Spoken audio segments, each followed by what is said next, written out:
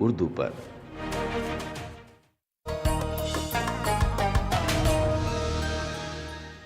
وترى الملائكة حافين من حول العرش يسبحون بحمد ربهم وقضي بينهم بالحق وقيل الحمد لله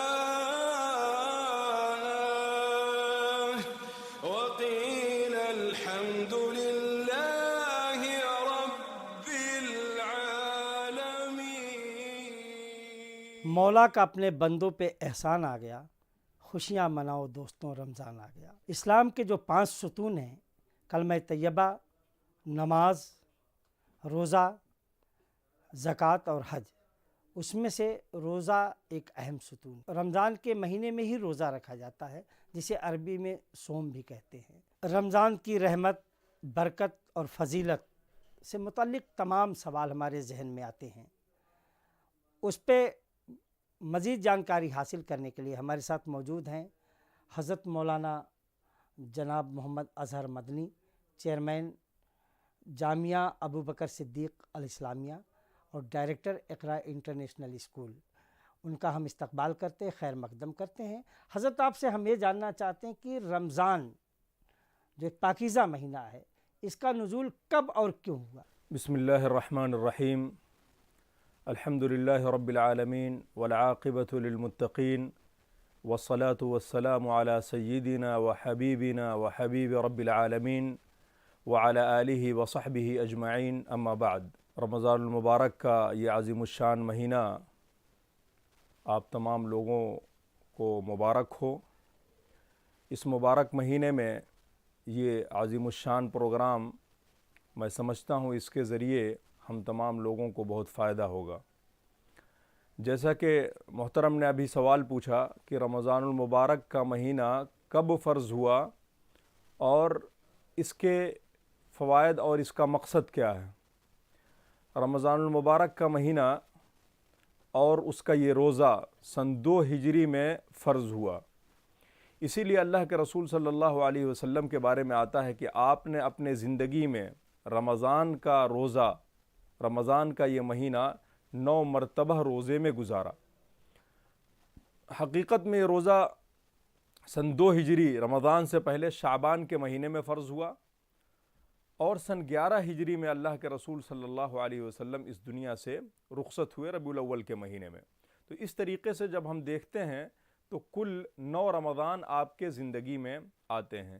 یوں تو روزے کا سلسلہ ایک زمانے سے ہے، اللہ کے رسول صلی اللہ علیہ وسلم اپنی پوری زندگی میں بے پناہ اہتمام روزے کا کرتے تھے، نفلی روزے کا، لیکن رمضان کا یہ عظیم الشان مہینہ روزے کے شکل میں، فرضیت کے شکل میں سن 2 ہجری میں ہم پر فرض کی گئی۔ جہاں تک رہا مسئلہ کہ روزے کا فائدہ کیا ہے، روزے کو فرض کیوں قرار دیا گیا ہے، قرآن کریم سے جب ہم پوچھتے ہیں کہ روزے کا مقصد کیا ہے، روزہ ہم رکھتے کیوں ہیں، تو اللہ تعالیٰ ارشاد فرماتا ہے، یا ایہا الذین آمنوا کتب علیکم الصیام کما کتب علی الذین من قبلکم لعلکم تتقون۔ اے ایمان والو، کتب علیکم الصیام، تم پر روزوں کو فرض کیا گیا ہے جس طریقے سے تم سے پہلے لوگوں پر روزوں کو فرض کیا گیا تھا۔ لعلکم تتقون، آپ نے جو سوال پوچھا روزے کا مقصد کیا ہے، تو قرآن کریم ہمیں یہ بتاتا ہے کہ روزے کے ذریعے تم تقوی شعار بن جاؤ، روزے کے ذریعے تمہارے دل کے اندر اللہ تعالیٰ کا خوف پیدا ہو جائے اور تمہارا رشتہ اللہ تعالیٰ سے مضبوط اور مستحکم ہو جائے۔ یہ بنیادی روزے کا مقصد ہے کہ انسان کے دل میں خشیت الہی پیدا ہو جائے، دنیا کے تمام جنجالوں سے، تمام برائیوں سے، تمام قسم کے خرافات سے اپنے آپ کو پاک صاف کر کے انسانی بنیادوں پر جو رشتے ہم سے منسلک ہیں اور ہم سے مربوط ہیں اس کو ہم مضبوط کریں اور اللہ رب العالمین کی عبادت کریں اور اپنے رشتے کو اس سے زیادہ مضبوط کریں۔ یہ بنیادی مقصد ہے، اسی کو تقوی کہتے ہیں۔ اسی لیے قرآن میں کہا گیا لعلکم تتقون، کہ تم تقوی شعار بنو ان روزوں کے ذریعے۔ اور اہم بنیادی مقاصد میں سے ایک مقصد تقوی شعاری ہے۔ اللہ رب العالمین کی خشیت اور خوف ہے۔ وقيل الحمد لله۔ رمضان کے پاکیزہ مہینے میں قرآن شریف پڑھنے کا سننے کا بڑا اہتمام کیا جاتا ہے، اور شاید اسی سلسلے میں تراویح کا بھی اہتمام ہوتا ہے کہ تاکہ ہر انسان کے کان تک قرآن شریف کی آواز چلی جائے، اور گھروں میں بھی لوگ بڑی کثرت سے تلاوت کرتے ہیں، اور تلاوت تو پورے سال کرتے ہیں لیکن رمضان کے مہینے میں خاص طور پر تلاوت زیادہ ہوتی ہے، اور تراویح میں بھی قرآن سنا جاتا ہے۔ تو قرآن کا رمضان سے کیا تعلق ہے؟ بہت اچھا سوال ہے، اور اس قسم کے سوالات ہمیں آتے ہیں ہمیشہ کہ قرآن کریم سے رمضان کا کیا تعلق ہے۔ در حقیقت میں اگر دیکھا جائے تو قرآن سے رمضان کے اس مہینے کا بہت گہرا تعلق ہے، بلکہ قرآن کریم یہ کہتا ہے کہ قرآن کا نزول اسی مہینے میں ہوا۔ اللہ تعالیٰ نے قرآن کریم کو اسی مہینے کے اندر نازل کیا۔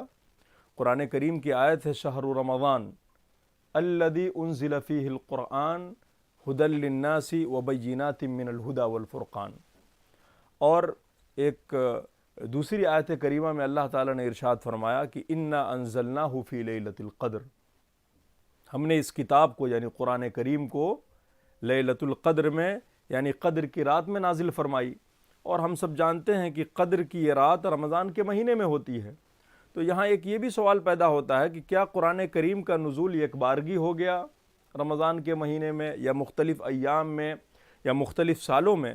تو اس سلسلے میں میں آپ کو یہ بتانا چاہتا ہوں کہ قرآن کریم کا نزول اس مہینے میں ہوا، اور اس مبارک رات میں اللہ تعالیٰ نے لوح محفوظ سے اس کتاب کو آسمان دنیا پہ نازل فرمایا، اور وہاں بیت العزہ میں اس کتاب کو رکھ دیا۔ یہ اس کی تاریخ ہے۔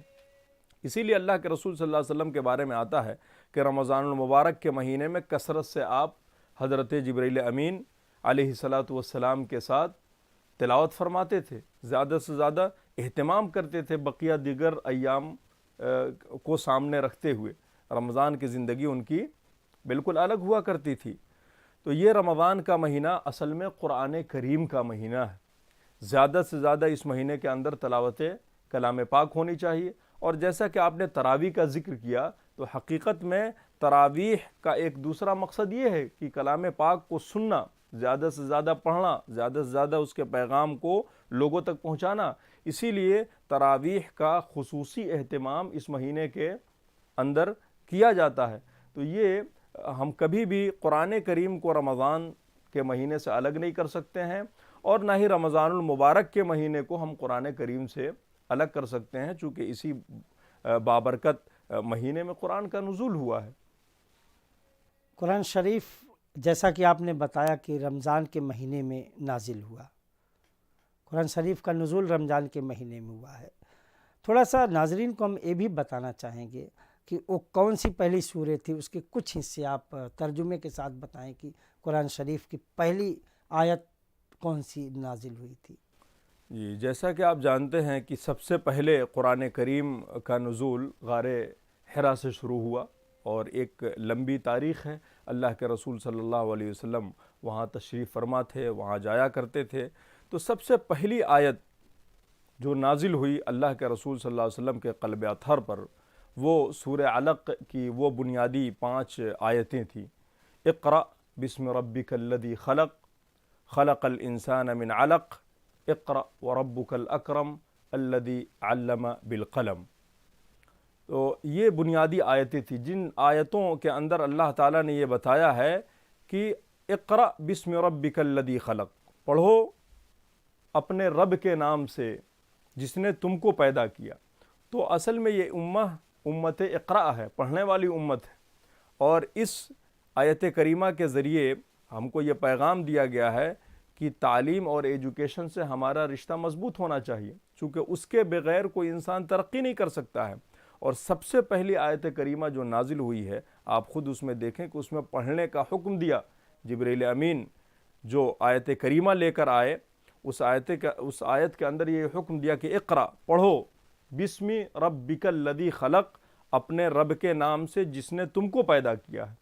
تو یہ بنیادی 5 آیتیں تھیں جس کا نزول سب سے پہلے ہوا، اور اس کے بعد سے یہ سلسلہ چلتا رہا۔ مکی زندگی میں بہت ساری آیتیں نازل ہوئیں، پھر اسی طریقے سے ہجرت کرنے کے بعد اللہ کے رسول صلی اللہ علیہ وسلم کی جو مدنی زندگی چالو ہوئی، اس کے اندر پورے کلام پاک کا نزول ہوا، اور اس طریقے سے پورا کلام پاک قرآن مجید مکمل ہوا 23 سالوں کے اندر۔ وقيل الحمد لله۔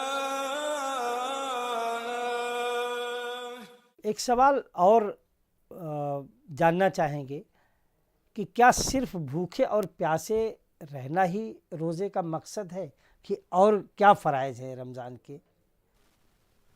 بہت اچھا سوال کیا آپ نے، خاص طور پر اس موسم میں۔ چند سالوں سے یہ مبارک مہینہ مئی، جون، جولائی جیسے شدت کے مہینے میں جہاں انسان پانی کے لیے ترستا ہے، اس مہینے میں خاص طور پر جب یہ روزہ رکھتا ہے انسان تو بہت سارے سوالات خود بخود پیدا ہوتے ہیں کہ روزے کا مقصد کیا ہے؟ کیا یہ مقصد تو نہیں کہ انسان کو بھوک سے، پیاس سے صرف روک کر رکھا جائے، یا اس کے علاوہ یا اس کے پیچھے کوئی اور مقصد ہے؟ تو بڑا اچھا سوال ہے۔ خود اللہ کے رسول صلی اللہ علیہ وسلم نے ارشاد فرمایا، مسلم شریف کی روایت ہے، اس حدیث کے راوی حضرت ابو ہریرہ رضی اللہ تعالیٰ عنہ ہیں، ارشاد فرماتے ہیں کہ من لم يدع قول الزور والعمل به فليس لله حاجة ان يدع طعامه وشرابه۔ اگر کوئی انسان جھوٹ بولنا اور اس پر عمل کرنا چھوڑتا نہیں ہے اس مبارک مہینے کے اندر، یوں تو جھوٹ بولنا، اس پہ عمل کرنا یہ تو حرام ہے شریعت میں، لیکن خاص طور پر اس مہینے کو سامنے رکھتے ہوئے، چونکہ اس کی عظمتیں بہت زیادہ ہیں، اس کی فضیلتیں بہت زیادہ ہیں، اور اس مہینے کے اندر اللہ رب العالمین کا بے پناہ اور خصوصی انعام و اکرام ہے، اس لیے اس مہینے کو خاص کر کے اللہ کے رسول صلی اللہ علیہ وسلم نے بیان فرمایا کہ جو آدمی جھوٹ بولنا اور اس پر عمل کرنا اس مبارک مہینے کے اندر بھی نہیں چھوڑتا ہے، فَلَيْسَ لِلَّهِ حَاجَةٌ أَن يَدَعَ طَعَامَهُ وَشَرَابَهُ، تو ایسے شخص کے لیے اپنے آپ کو بھوک سے، پیاس سے دور رکھنا یہ اللہ تعالیٰ کو مطلوب نہیں ہے۔ یعنی بھوکا پیاسا رہنا یہ شریعت کو مطلوب نہیں ہے، اللہ تعالیٰ کو مطلوب نہیں ہے کہ جھوٹ بھی بولتا رہے اور اپنے آپ کو بھوک سے، پیاس سے رکھے، بلکہ اصل روزے کا کمال یہ ہے کہ انسان جس طریقے سے اپنے آپ کو کھانے سے، پینے سے، یا اسی طریقے سے جماع سے روک کے رکھتا ہے، یہ تمام وہ بنیادی چیزیں ہیں جس سے انسان کے ظاہری روزے پہ فرق پڑتا ہے، اس کا روزہ ٹوٹ جاتا ہے، کھا لیا روزہ ٹوٹ گیا، پی لیا روزہ ٹوٹ گیا، جمع کر لیا روزہ ٹوٹ گیا، تو یہ بنیادی چیزیں ہیں جس سے روزہ ٹوٹ جاتی ہیں۔ تو بہت سارے لوگ اپنے آپ کو کھانے پینے سے دور رکھتے ہیں، لیکن اس کے علاوہ دنیا جہاں کے جتنے لغویات ہیں ان سبوں میں وہ مصروف رہتے ہیں، جھوٹ بولنا، اس پر عمل کرنا، اسی طریقے سے ان کے ہاتھ سے نہ کوئی ان کا پڑوسی محفوظ ہے، نہ ان کے زبان سے کوئی محفوظ ہے، نہ اس کے قلم سے کوئی محفوظ ہے، تو اس کے شر سے کوئی انسان محفوظ نہیں ہے۔ تو ایسے روزے کا کوئی فائدہ نہیں ہے، کوئی مقصد نہیں ہے۔ تو یہ اہم اور بنیادی فرق ہے کہ انسان جہاں اپنے آپ کو بھوک اور پیاس سے روک کے رکھتا ہے، وہیں معنوی اعتبار سے، باطنی اعتبار سے چاہیے کہ تمام برائیوں سے اپنے آپ کو روک کے رکھے، چونکہ یہ تزکیے نفس کا مہینہ ہے، دل کی صفائی کا مہینہ ہے، برائیوں سے بچنے اور بچانے کا مہینہ ہے۔ تو روزے کا اہم مقصد ہی یہ ہے کہ انسان جہاں بھوک سے، پیاس سے اپنے آپ کو دور رکھے، وہیں ان تمام لغویات سے، ان تمام برائیوں سے اپنے آپ کو بچا کر رکھے رمضان کے اس مبارک مہینے میں۔ وقيل الحمد لله۔ کیا صرف روزہ رکھ کر کے ہی ہم اپنے دین کے فرائض کو ادا کر سکتے ہیں کہ اور بھی رمضان کے علاوہ کچھ فرائض ہمارے اوپر عائد ہوتے ہیں؟ رمضان المبارک کے مہینے میں روزہ رکھنا یہ ہم پر فرض ہے، اور ایسا نہیں کہ اس مہینے میں صرف روزہ یعنی صوم یا سیام یہی ایک عبادت ہے، نہیں، بلکہ اس مبارک مہینے میں دنیا جہاں کی جتنی بھی بھلائی کے کام ہو سکتے ہیں وہ سب اس مہینے کے اندر کرنے چاہیے، اور مسلمان اس کا اہتمام کرتا ہے۔ اسی لیے آپ دیکھتے ہیں کہ یہ مہینہ آتے ہی بہت طرح کی تبدیلیاں ہو جاتی ہیں لوگوں کے اندر۔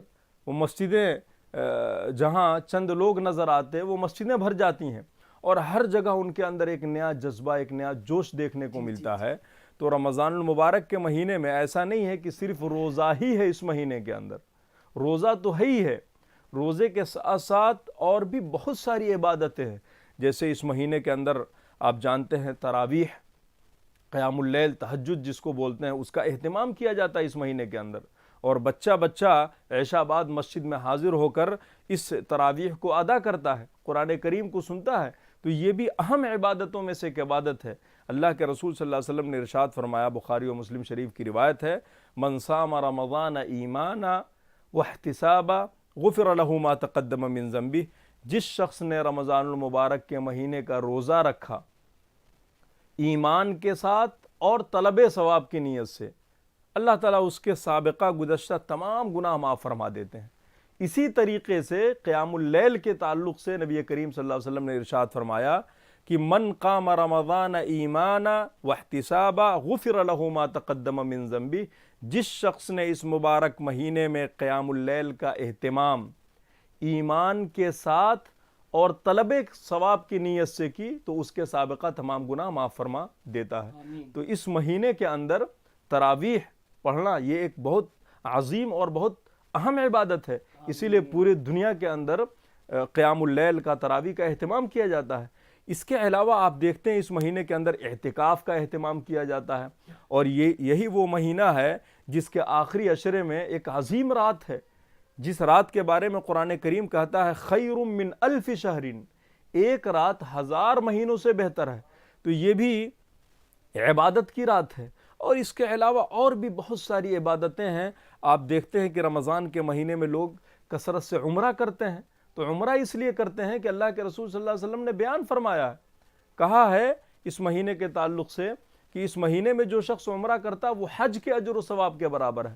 تو اس مہینے کے اندر جہاں روزے کی فضیلت ہے، اور روزے کی فضیلت کے تعلق سے آپ جانتے ہیں، شاید آپ نے پوچھا اور یہ کسی سے مخفی نہیں ہے کہ روزے کا مقام اور مرتبہ کیا ہے، اسی طریقے سے دیگر ان تمام عبادتوں کا ایک لامتناہی سلسلہ ہے، اس کو ختم نہیں کر سکتے. اگر انسان کرنا چاہے تو نوافل کا اہتمام کرے، اسی طریقے سے صدقات و خیرات کا اہتمام کرے اس مہینے کے اندر، چونکہ بے پناہ فضیلتیں ہیں روزہ رکھ کر ان تمام عبادتوں کو اس مہینے میں انجام دینے کا. وقيل الحمد لله. اسلامی نظریے سے اور سماجی نظریے سے روزے کی فضیلت کیا ہے، اس کے اجر و ثواب کیا ہے، اس پہ ذرا ہم جاننا چاہیں گے، تفصیلی گفتگو آپ سے. روزے کی بہت ساری فضیلت ہے، بلکہ یوں کہا جائے جب آپ ذخیرہ احادیث پر نگاہ دوڑاتے ہیں تو اس نتیجے پر پہنچتے ہیں کہ اللہ تعالیٰ تمام نیکیوں کا بدلہ عطا فرماتا ہے. بہت زیادہ اجر و ثواب ہے ایک انسان نیکی کرتا ہے، اور وہی نیکی اگر رمضان کے مہینے میں کرتا ہے تو اس کا اجر و ثواب 10 گنا سے لے کے 700 گنا تک بڑھ جاتا ہے. عام دنوں میں اس نے نیکی کی، اسے 10 گنا ثواب ملا، لیکن وہی نیکی جب اس مہینے کے اندر کرتا ہے تو 700 گنا تک اس کو ثواب ملتا ہے. حدیث کے الفاظ ہیں، رسول پاک صلی اللہ علیہ وسلم نے ارشاد فرمایا کل عمل ابن آدم یضاعف. ابن آدم کا ہر نیک عمل اس مہینے کے اندر بڑھا دیا جاتا ہے. الحسنۃ بعشر امثالها الى 700 ضعف، 10 گنا سے لے کے 700 گنا تک. یہ خود ہی بہت بڑا اجر و ثواب ہے کہ ایک انسان عام دنوں میں 1 روپیہ خرچ کرتا ہے تو اللہ تعالیٰ اسے 10 روپیہ خرچ کرنے کا ثواب عطا فرماتا ہے. لیکن اس مہینے میں وہی روپیہ خرچ کرتا ہے تو 700 گنا بڑھا کر، گویا 700 روپیہ خرچ کرنے کے برابر اسے اجر و ثواب ملتا ہے. لیکن اللہ تعالیٰ ارشاد فرماتا ہے، جیسا کہ اس حدیث کے اندر موجود ہے، نبی کریم صلی اللہ علیہ وسلم نے ارشاد فرمایا کہ یقول اللہ عز وجل، اللہ تعالیٰ ارشاد فرماتا ہے، کہتا ہے کہ الا الصوم فانہ لی وانا اجزی بہ. یہ نیکیاں جو 10 گنا سے لے کے 700 گنا تک ہیں رمضان المبارک کے مہینے میں رکھنے کی، یہ نیکیاں ان اعداد و شمار میں نہیں ہیں، بلکہ اس کو اللہ تعالیٰ نے الگ کر دیا ہے. کہا ہے کہ یہ روزے کے علاوہ جو نیکیاں اس مہینے کے اندر انسان کرتا ہے اس کو اتنا اجر و ثواب ہے.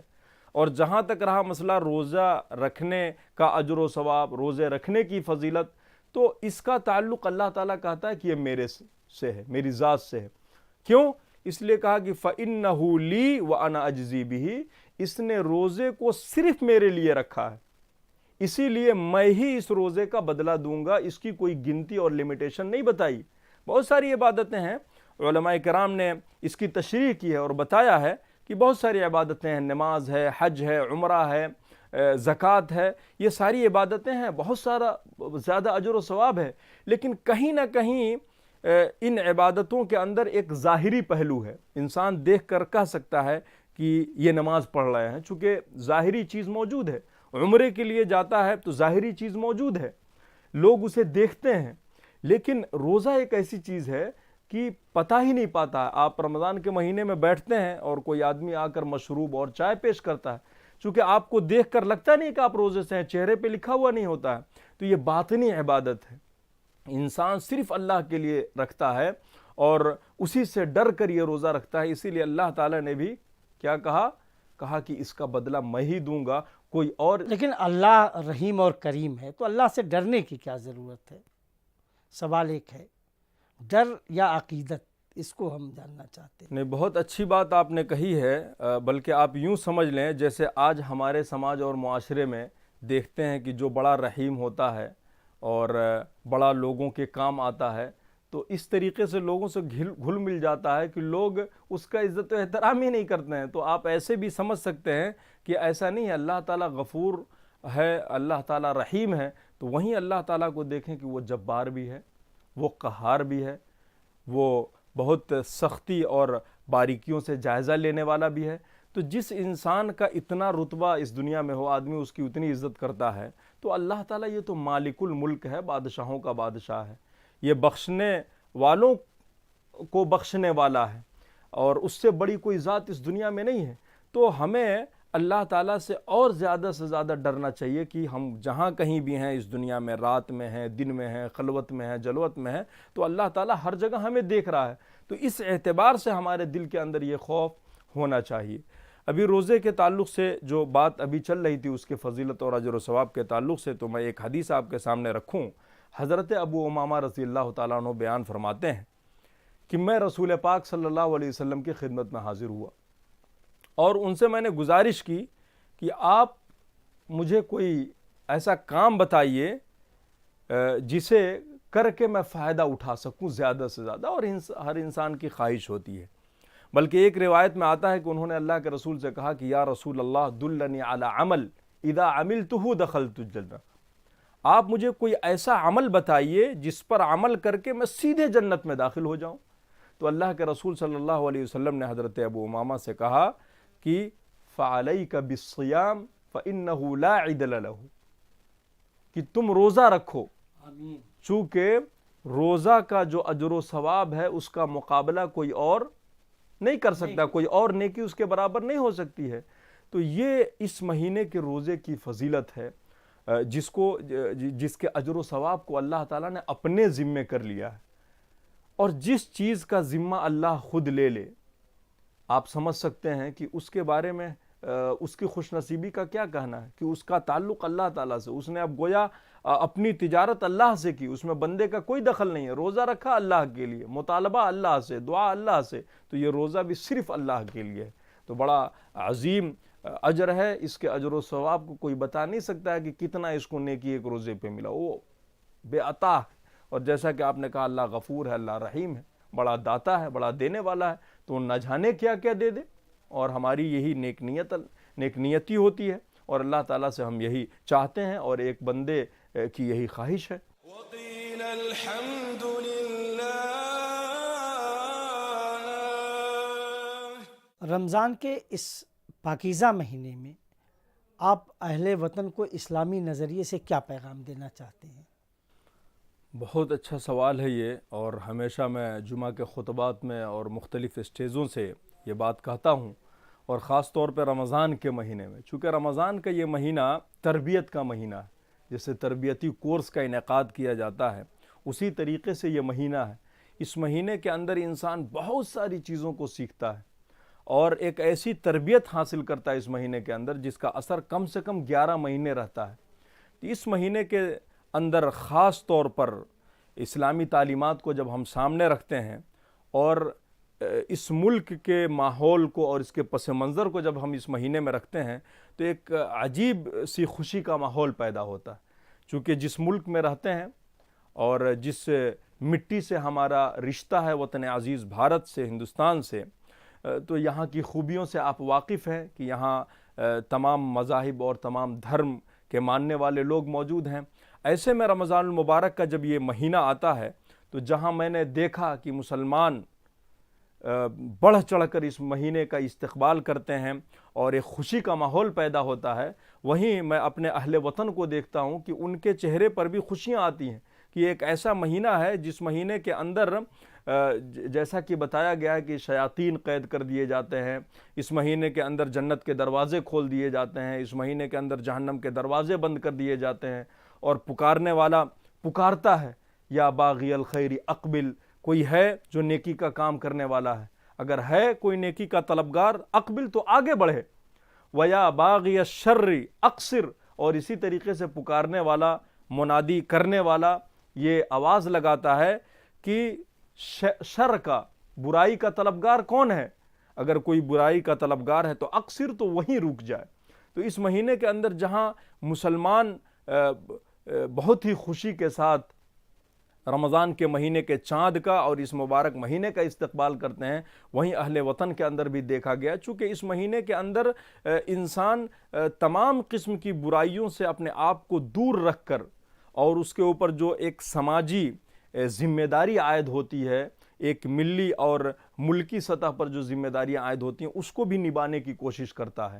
اور اللہ تعالیٰ نے انسانی بنیادوں پر جن رشتوں کو مضبوط کیا ہے اور جن رشتوں کو بنایا ہے، ان رشتوں پر بھی وہ عمل زیادہ سے زیادہ کرتا ہے، جیسے مذہبی رواداری ہے، قومی یکجہتی ہے، آپسی اخوت و محبت اور پیار ہے۔ تو رمضان کے مہینے میں، چونکہ رمضان کا مہینہ خیر و برکت کا مہینہ ہے، پیار اور محبت کا مہینہ ہے، ایک دوسرے کے دکھ درد کو سمجھنے کا مہینہ ہے، تو اس مہینے کے اندر اہل وطن کو میں یہی پیغام دوں گا کہ اس مہینے کے اندر جس طریقے سے مسلمان یہ کوشش کرتا ہے کہ زیادہ سے زیادہ اپنی خوشیوں میں دوسروں کو شریک کر سکے اور اپنے اخلاق کے ذریعے، اپنے کردار کے ذریعے، اپنے زبان کے ذریعے، اپنے علم کے ذریعے، اپنے ہاتھ کے ذریعے، اپنے سوچ اور فکر کے ذریعے جہاں اس ملک وطن عزیز کو فائدہ پہنچاتا ہے، وہیں وطن واسیوں کو بھی فائدہ پہنچائے اور ان کو اپنے آپ سے قریب کرے، چونکہ رمضان کا مہینہ خیر کا مہینہ ہے۔ اس مہینے کے اندر جیسا کہ میں نے بتایا کہ جھوٹ جس کو ہم ایک معمولی گناہ سمجھتے ہیں، اس گناہ کے مرتکب کے اجر و ثواب کو ضائع ہونے کی بات کہی گئی ہے۔ تو اس مہینے کے اندر میں یہی پیغام دوں گا کہ جس طریقے سے ہم نے اس مہینے کے اندر بھائی چارگی کا مظاہرہ کیا ہے، اتحاد و اتفاق کا مظاہرہ کیا ہے، اجتماعیت کا مظاہرہ کیا ہے، اور مل بیٹھ کر ایک اچھی سوچ اور ایک اچھی فکر کے ساتھ اپنے سماج اور معاشرے کو آگے بڑھانے کے لیے سوچا ہے، وہیں پر اہل وطن کے ساتھ مل کر اس حلقے کو اور زیادہ بڑھایا جائے اور خوشیوں کو زیادہ سے زیادہ بانٹا جائے، اور وطن عزیز بھارت کی جو جڑیں ہیں اس کو زیادہ سے زیادہ مضبوط رکھیں، اور وطن عزیز کی خدمت جس طریقے سے ہمارے اسلاف نے کی ہے ہم بھی کریں اور اس کو اوج ثریا تک پہنچائیں۔ وقيل الحمد لله۔ رمضان کے اس پاکیزہ اور بابرکت مہینے میں حضرت مولانا محمد اظہر مدنی نے جو کچھ بھی اسلامک نظریے سے رمضان کے بارے میں باتیں بتائی، ہمیں امید ہے کہ ناظرین آپ اس سے استفادہ کریں گے۔ ہم صرف یہی کہیں گے کہ دنیا کے ہر انسان کو رمضان مبارک، ہر ہندو مسلمان کو رمضان مبارک۔ تو پھر ملیں گے، تب تک کے لیے خدا حافظ۔ وترى الملائكة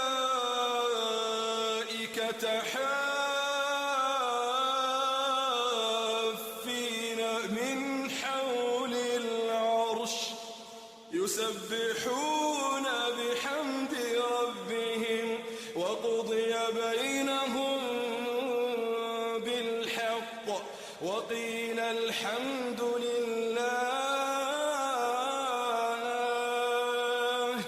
وقيل الحمد لله رب العالمين۔